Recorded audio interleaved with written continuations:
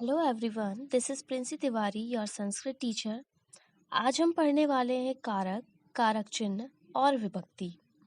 सबसे पहले हम जानेंगे कि कारक किसे कहते हैं। तो क्रियान्वित होने की स्थिति को हम कहते हैं कारक, अर्थात जिसका संबंध क्रिया से सीधा होता है उसे हम कारक कहते हैं। संस्कृत में जो कारक होते हैं वह 8 होते हैं। कौन कौन से? कर्ता, कर्म, करण, संप्रदान, अपादान, संबंध, अधिकरण और संबोधन। अब इनके चिन्ह कुछ इस प्रकार है। हिंदी के चिन्ह कहे जाते हैं कर्ता ने, कर्म को, तो कर्ता का क्या होगा? ने। कर्ता का हिंदी चिन्ह है ने। कर्म का को, करण का ने, से या के द्वारा, संप्रदान का को या के लिए, अपादान का होता है से लेकिन अलग होने के अर्थ में।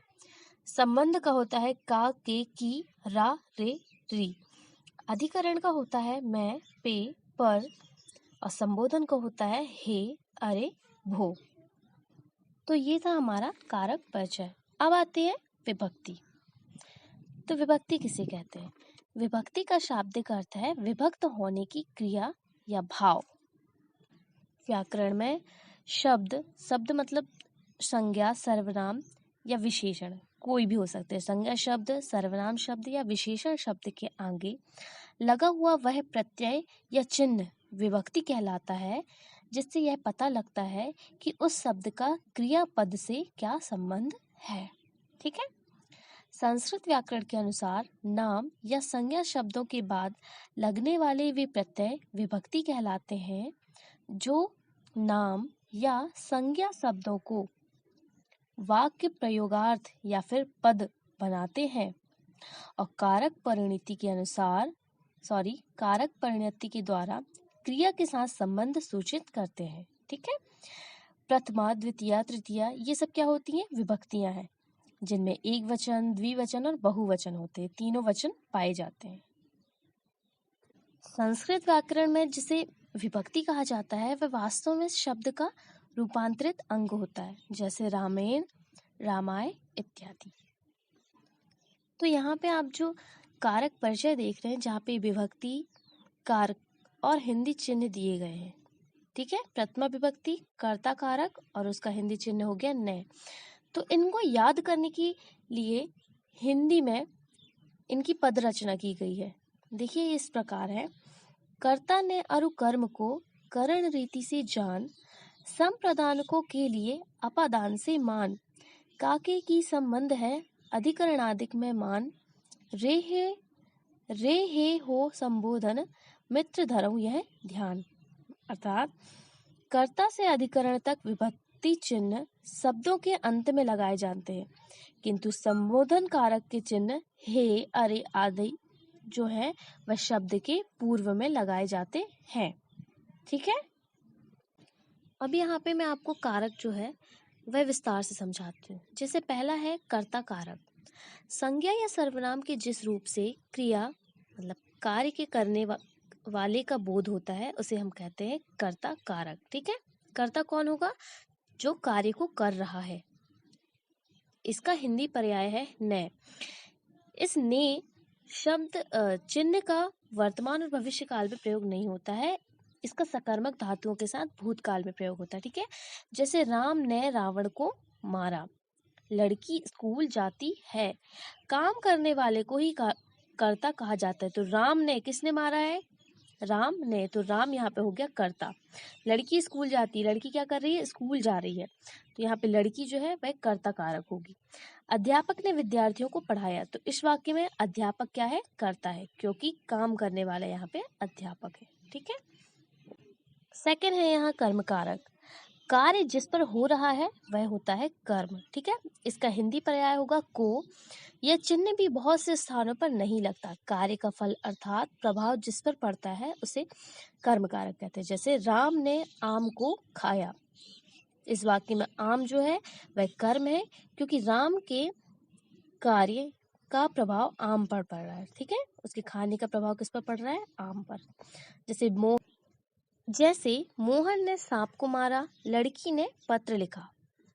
तो पहले वाक्य में मारने की क्रिया का फल सांप पर पड़ा है, अतः सांप जो है कर्म कारक। ठीक है, इसमें परसर्ग जो है वह को लगा हुआ है, सांप को, कर्ता ने कर्म को, तो कर्म यहाँ पे क्या है, सांप। फिर है लड़की ने पत्र लिखा, यहाँ पे पत्र के साथ क्या है, को नहीं लिखा हुआ है, परंतु यहाँ पे पत्र जो है वह कर्म है। नेक्स्ट है करण कारक। संज्ञा आदि शब्दों के जिस रूप से क्रिया के करने के साधन का बोध होता है, अर्थात जिसकी सहायता से कार्य जो है संपन्न हो रहा है, वह होगा करण कारक। इसके जो हिंदी पर्याय है वह से है या फिर के द्वारा।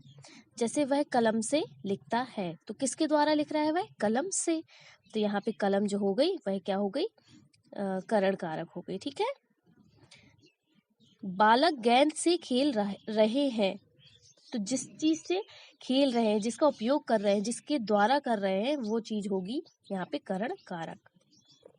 नेक्स्ट है संप्रदान कारक। संप्रदान का अर्थ होता है देना, अर्थात कर्ता जिसके लिए कुछ करता है, जिसके लिए कोई कार्य करता है, अथवा जिसे कुछ देता है, उसे व्यक्त करने वाले रूप को संप्रदान कारक कहते हैं। इसका हिंदी पर्याय के लिए है, जिसके लिए कोई कार्य किया जाए उसे संप्रदान कहा जाता है। जैसे मैं दिनेश के लिए चाय बना रहा हूँ, इस वाक्य में दिनेश जो है संप्रदान अवस्था में है, क्योंकि चाय बनाने का काम दिनेश के लिए किया जा रहा है। फिर नेक्स्ट है अपादान कारक। संज्ञा के जिस रूप से एक वस्तु का दूसरी वस्तु से या दूसरी से अलग होना पाया जाता है, वहां पे अपादान कारक होता है। ठीक है, अलग होने के अर्थ में जिस चीज का प्रयोग किया जा रहा है वहां पे अपादान कारक होगा। इसका हिंदी पर्याय है से। कर्ता अपनी क्रिया द्वारा जिससे अलग होता है उसे अपादान कारक कहते हैं। जैसे पेड़ से आम गिरा, तो यहाँ पे पेड़ जो है अपादान अवस्था में है, क्योंकि आम जो है पेड़ से गिरा हुआ है। बच्चा छत से गिरा, संगीता घर से चल पड़ी। किससे, अब बच्चा जो है छत से अलग हो गया, तो छत जो छत से है वह यहाँ पे अपादान कारक होगा। संगीता घर से जा रही, घर से अलग हो रही है, तो वहां पे क्या होगी, घर से जो है अपादान कारक होगा। नेक्स्ट है संबंध कारक। शब्द के जिस रूप से किसी एक वस्तु का दूसरी वस्तु के साथ संबंध प्रकट हो, वहां पे होगा संबंध कारक। इसका हिंदी पर्याय पता है, का के की रा रे री। ये हिंदी जो है सर्वनामों में अभी भी भिन्न कारक के रूप में दिखाई देती है, जैसे मैं, मेरा। फॉर एग्जाम्पल यह राधे श्याम का बेटा है, यह कमला की गाय है। इन दोनों वाक्यों में राधे श्याम का बेटे से और कमला का गाय से संबंध प्रकट हो रहा है, अतः यहाँ संबंध अवस्था में है। शब्द के जिस रूप से एक का दूसरे से संबंध पता चले उसे हम कहते हैं संबंध कारक। ठीक है, नेक्स्ट है अधिकरण कारक। जिस शब्द से क्रिया के आधार का बोध होता है उसे हम कहते हैं अधिकरण कारक। जैसे पानी में मछली रहती है, इस वाक्य में पानी में अधिकरण है, क्योंकि यह मछली के आधार पानी का बोध करा रहा है। ठीक है, शब्द के जिस रूप से क्रिया का आधार का बोध होता है उसे अधिकरण कहते हैं। इसका हिंदी पर्याय है मैं या पर। भंवरा फूलों पर मंडरा रहा है, कमरे में टीवी रखा है, शीला छत पर खड़ी है। तो इन वाक्यों में फूलों पर, छत पर, कमरे में, ये सब जो है ये अधिकरण कारक के अंतर्गत आएंगे। ठीक है, लास्ट है संबोधन कारक। जिससे किसी को बुलाने अथवा पुकारने का भाव प्रकट हो उसे संबोधन कारक कहते हैं। संबोधन मतलब होता है कि संबोधन करके बुलाना, जैसे अरे भैया क्यों रो रहे हो, हे गोपाल यहाँ आओ। इन वाक्यों में जो अरे भैया, हे गोपाल ऐसे शब्द आए हैं, ये सब क्या है, संबोधन कारक। हे भगवान, अरे, ये सब संबोधन के लिए उपयोग होते हैं। अब यहाँ देखिए रामः, रामौ, रामा, ये राम शब्द की प्रथमा विभक्ति के क्रमशः एक वचन, द्विवचन और बहुवचन के रूप है, और प्रथमा विभक्ति का चिन्ह होता है ने। अब रूप का अर्थ रामः मतलब हो गया एक राम ने, रामो मतलब दो रामों ने, और रामः मतलब होता है बहुत सारे रामों ने। इसी प्रकार अन्यत्र भी ऐसे ही होंगे, जैसे नर का होगा नरा, नरऊ, नरहा। ठीक है, एक नर, दो नर और बहुत सारे नर। ये जो है राम, नर, ये सारे शब्द क्या है? संज्ञा शब्द है। तो कर्त कारक प्रथमा विभक्ति में वाक्य कैसे बनेगा?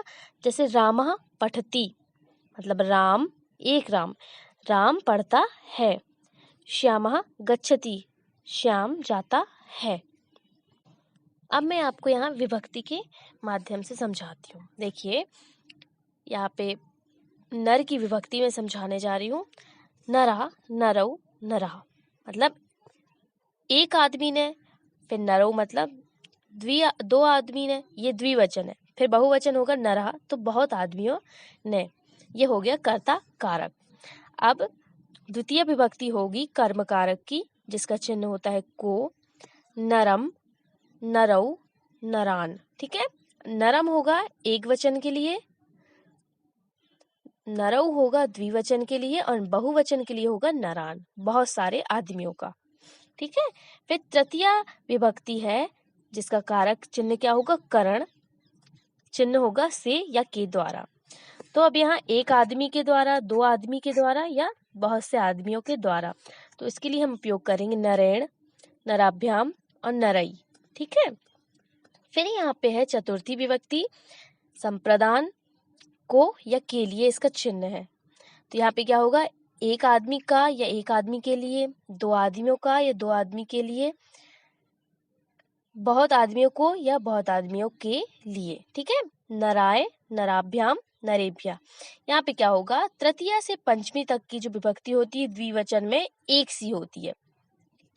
ठीक है, तृतीया से पंचमी की द्विवचन एक सी होती है, एक ही होती है, और चतुर्थी से पंचमी की बहुवचन दोनों एक ही होती है। अब चतुर्थी क्या है? नराय, नराभ्याम, नरेभ्या। फिर है पंचमी, अपदान कारक, पृथकार्थ से, एक आदमी से, दो आदमी से, बहुत से आदमी से। तो नरात, नराभ्याम, नरेभ्या। ठीक है, एक वचन, द्विवचन, बहुवचन क्या होगा? नरात, नराभ्याम, नरेभ्या। फिर है षष्ठी, जिसका संबंध है, चिन्ह क्या होगा? काके की, एक आदमी का या एक आदमी की, एक आदमी के, फिर दो आदमी, बहुत से आदमी, एक वचन, द्विवचन, बहुवचन। नरस्य, नरियो, नराणाम। फिर है सप्तमी, जिसका कारक है अधिकरण, जिसके चिन्ह है मैं, पे, पर। तो इसका एक वचन, द्विवचन, बहुवचन है नरे, नरयो, नरेशु। एक आदमी में या एक आदमी पर, दो आदमी में या दो आदमी पर, बहुत आदमियों में या बहुत आदमियों पर। ठीक है, फिर है संबोधन। तो ये प्रथमा के जैसे ही रहती है। ठीक है, सिर्फ इसमें संबोधन के लिए हम हे का उपयोग करते हैं, बाकी जो प्रथमा है वह पूरी लिखी जाती है, सिर्फ विसर्ग नहीं लगेगा प्रथमा एक वचन में। हे नर, हे नरौ, हे नरहा। एक आदमी, हे दो आदमी, हे बहुत से आदमियों। ठीक है, तो यहाँ नर के जैसे ही देव, मनुष्य, बालक, बाल, सूर्य, चंद्र, पवन, गोपाल, राम, राम की भी विभक्ति इसी के जैसी बनेगी। अश्व, वानर, सिंह, मयूर, काक, पर्वत, वृक्ष, इन सब की विभक्ति बिल्कुल नर के जैसी ही बनेगी। ठीक है, सो आई होप आपको ये विभक्ति, कारक और कारक चिन्ह समझ में आए होंगे।